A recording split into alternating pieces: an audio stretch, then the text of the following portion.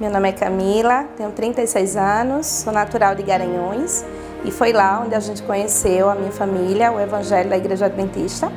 A minha vida dentro da igreja era uma bênção, porque foi a única doutrina em que eu aprendi, então eu amava a doutrina adventista, sempre gostei muito de estar na igreja.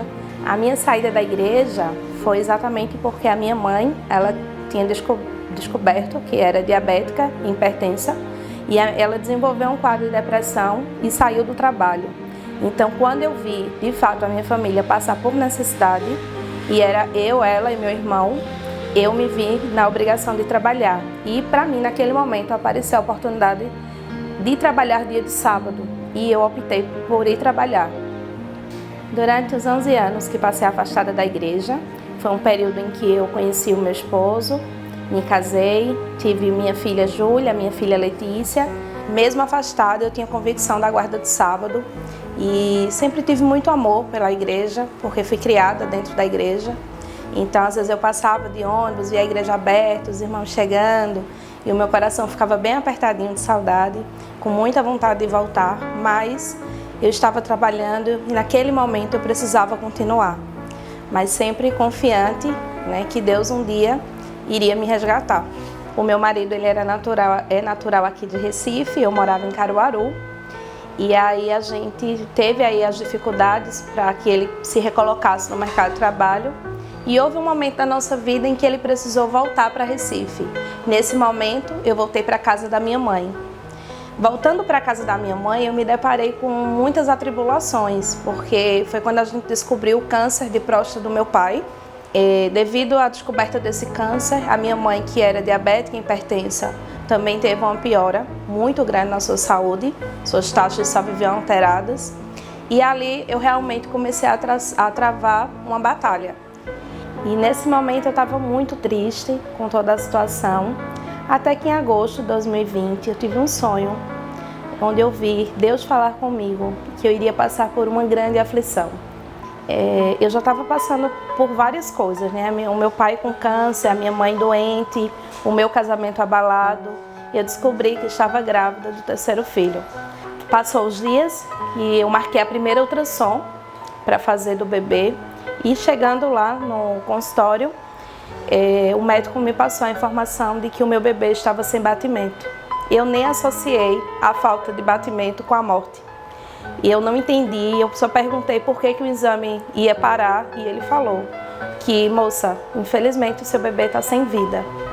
Então aquele momento para mim foi de grande aflição, porque eu chorei muito, eu me desesperei, eu tinha medo do que poderia acontecer com a vinda do bebê, mas eu queria, era o meu filho, eu já amava.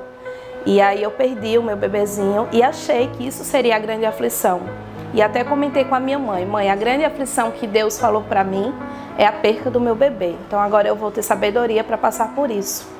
Em dezembro de 2020, o meu pai teve uma piora do câncer e veio a óbito. Então, naquele momento, a minha mãe ficou muito aflita, muito sem norte, sem saber o que ia fazer.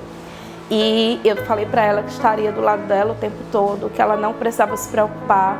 E encarei mais essa aflição, acreditando que não, agora é essa aflição e agora eu vou focar, vou dar força à minha mãe, vou cuidar da minha família, vou trazê-la para Recife para morar comigo. Mas não foi possível, porque em janeiro, no dia 25, a minha mãe faleceu de um infarto. E aí sim, aí eu senti a grande aflição, porque eu já tinha perdido o meu filho, o meu pai e agora a minha mãe.